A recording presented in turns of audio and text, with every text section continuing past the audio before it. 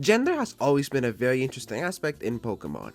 When the first Pokemon game was released, only two Pokemon were shown to have gender, neither a male and a female. Technically, all Pokemon had a gender, but it wasn't displayed and it had to do more with their stats. So, if you transfer Pokemon from Gen 1 to a game in Gen 2, you would find out about your Pokemon's gender. But that's a lot of timey-wimey personality value maths, binary stuff. But basically, it wasn't until Generation 2 that Pokemon had a displayed gender. You have your boys, you have your girls, and you have your Pokemon outside the gender binary.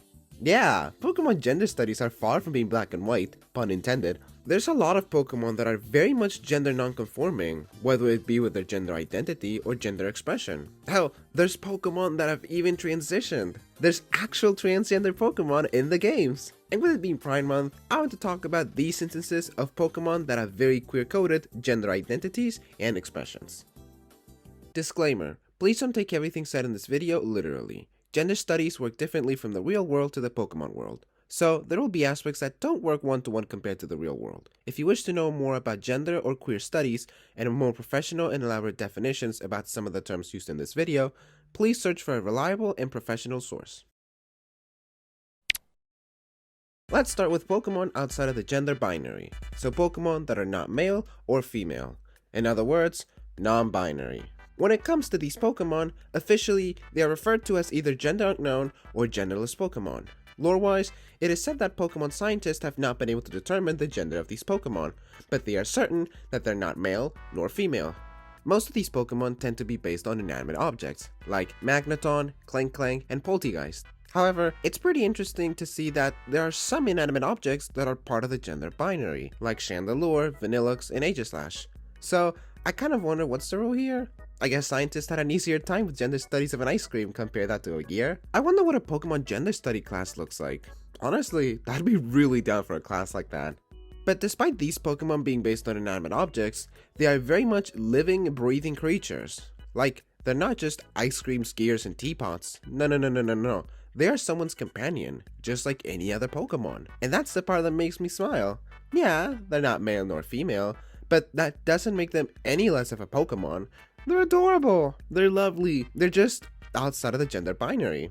The other big group that falls in the genderless Pokemon group are legendary and mythical Pokemon. I think realistically, these Pokemon are more in the unknown area simply for the fact that there's a lack of proper research when it comes to these Pokemon. They are regarded as legends and myths, to the point that not everyone has seen one, let alone interact with one of these Pokemon.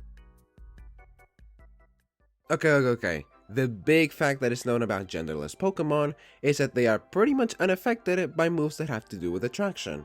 So, moves like Attract and Captivate don't work, and the abilities Q-Charm and Rivalry do nothing to them. I'm sure genderless Pokemon are capable of falling in love. Hell, are they able to fall in love? A lot of them are able to reproduce and make babies, and it is usually always depicted as falling in love. So, if they're able to fall in love outside of battle, why not in battle? To be fair though, the in-game attraction mechanics have always been heteronormative. Guys can only fall in love with girls, and vice versa. But also, I'm sure guys are able to fall in love with guys, and girls with girls. It's been due for an update, and I hope that it's able to be updated soon. However, my favorite fact about attraction and genderless Pokemon is that once upon a time, there was a fleeting moment in our existence where Cryogonal, a genderless Pokemon, was able to learn the move Attract. Unfortunately, it would always fail. But I always found it pretty endearing. Which, speaking of, while it's very much not gender related, the aromantic experience is a queer experience, and I want to talk about it. Staying with genderless Pokemon and how attraction works for them, in Pokemon's interesting way of functioning, genderless Pokemon could not fall in love, but could reproduce. Only with Ditto, but they can reproduce, all thanks to the help from the Pokemon daycares and the breeders there. While there aren't many details I could find about how intimate relationships between Pokemon that are partnered up to breed work, what we can say is about their romantic feelings, which apparently they don't feel. But that's also a question on its own. Do they not feel the feelings, or do they not like the feelings?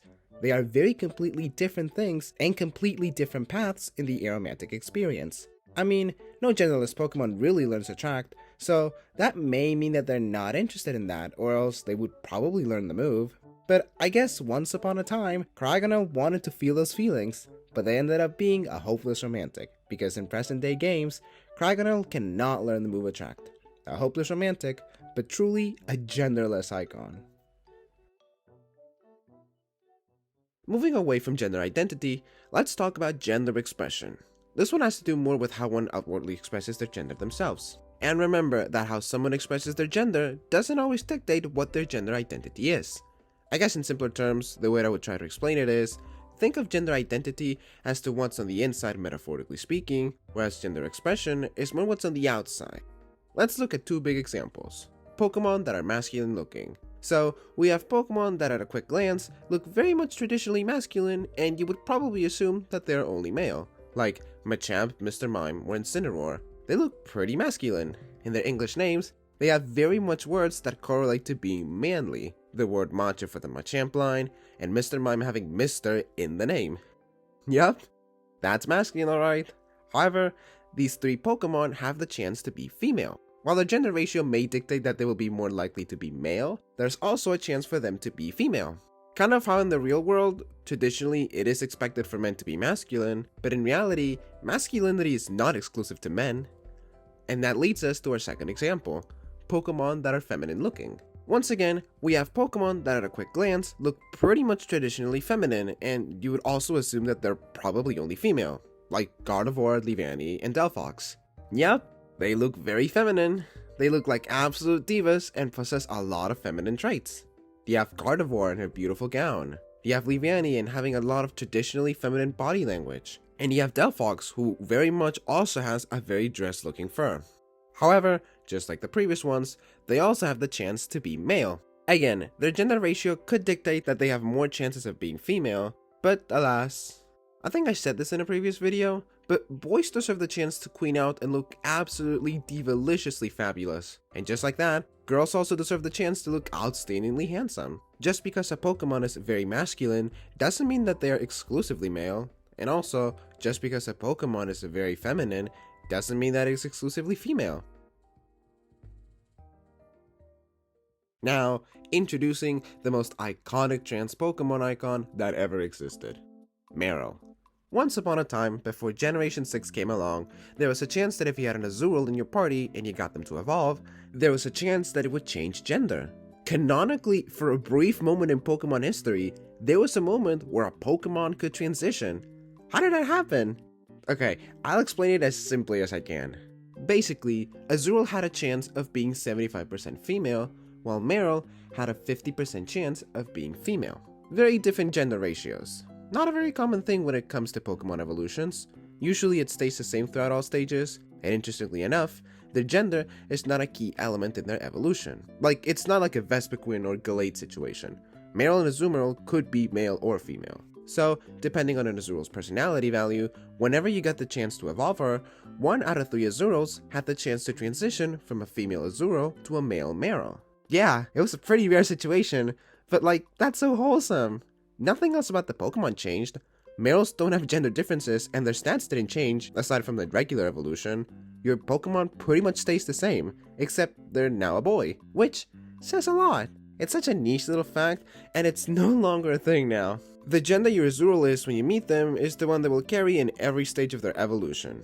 I do miss this little detail about Marill. It was a pretty sweet thing, and it did make Marill the trans mask icon that it is. I've always found it very endearing when Pokemon had very close similarities to queer-coded experiences. Whether it be with their gender identity and gender expression, it's nice to see Pokemon that kind of behave like us. Because just like people, none of these experiences made them any less of a Pokemon. Sure, there may have had been Pokemon that were uncommon or strayed away from what's considered traditional, but there's nothing wrong with that. Happy Pride Month, everyone. This goes to all queers, trans folks, and allies that have someone important in their lives that's queer and or trans.